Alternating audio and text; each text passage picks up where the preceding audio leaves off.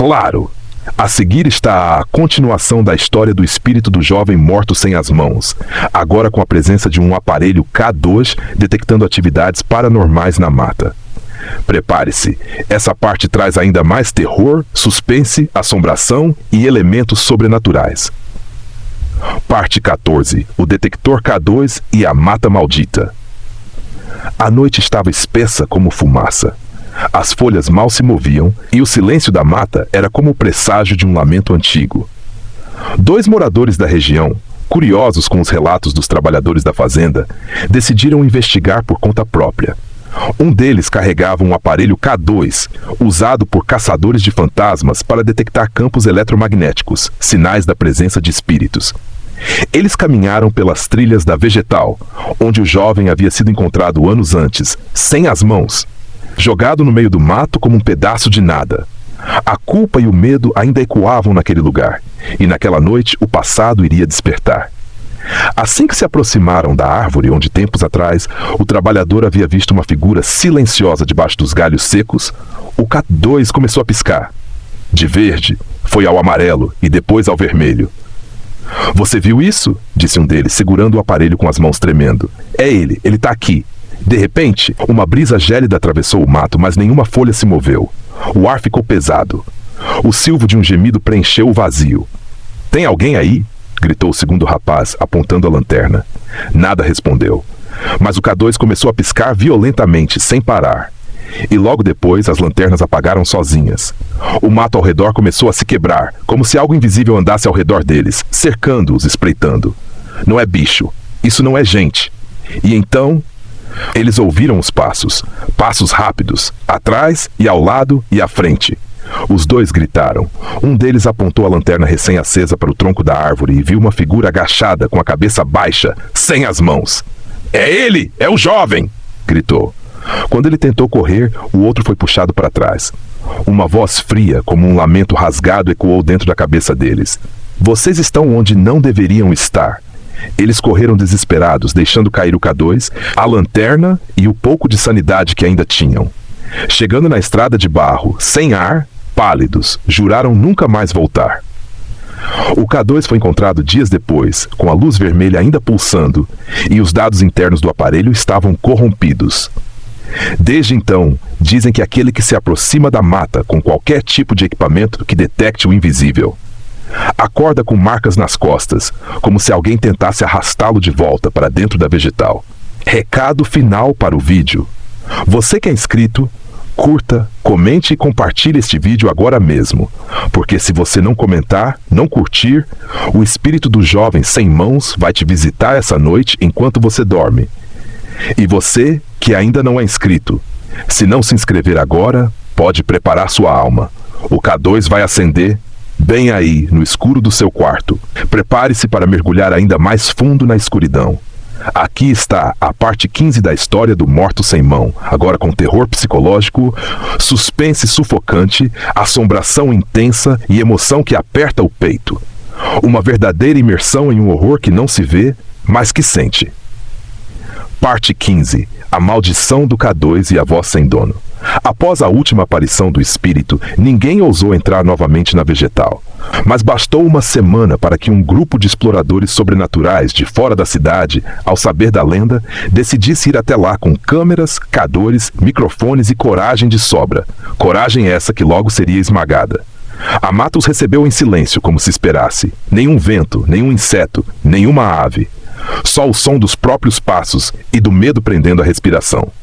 Eles ligaram o K2, e como das outras vezes, ele começou a piscar.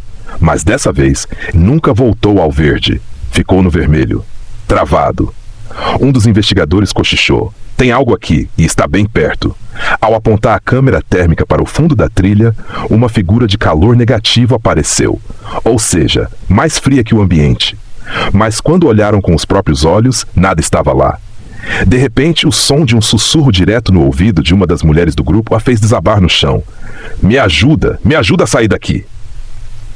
Mas todos ouviram, e ninguém havia falado. A mulher ficou paralisada, com os olhos arregalados, chorando em silêncio e sussurrando. "Ele entrou na minha mente." Começaram a ver sombras correndo de um lado para o outro. Mas as sombras não tinham forma humana. Eram como cascas de gente arrastando os pés, sem rosto, sem mãos. As câmeras falharam. O K2 foi ao máximo, e uma voz gutural saiu da vegetação. Vocês querem ver o que não pode ser visto. Então vejam, um clarão iluminou o meio da mata. E ali estava ele.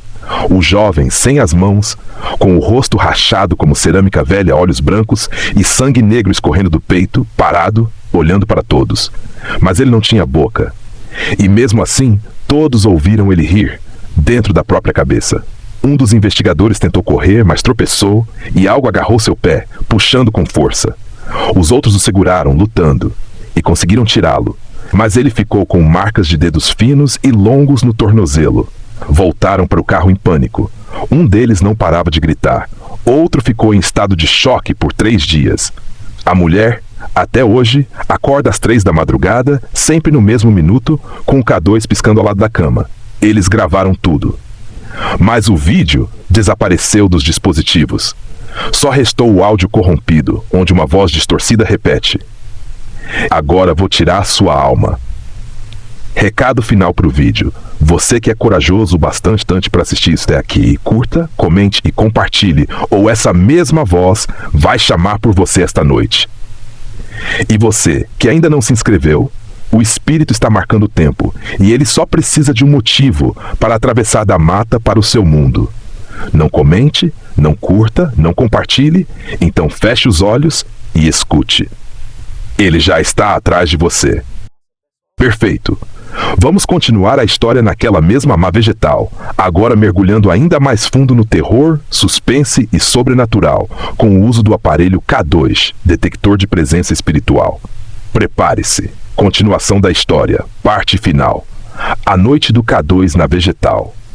A noite caiu pesada. O céu estava sem lua, sem estrelas. Só o barulho dos grilos e o farfalhar das folhas dominavam a escuridão da mata conhecida como a vegetal. 2 jovens moradores da região, curiosos com os relatos de aparições, resolveram voltar ao local. Mas dessa vez estavam preparados. Levaram um aparelho K2 usado para detectar campos eletromagnéticos, ou como dizem por ali, presença de almas que não descansam.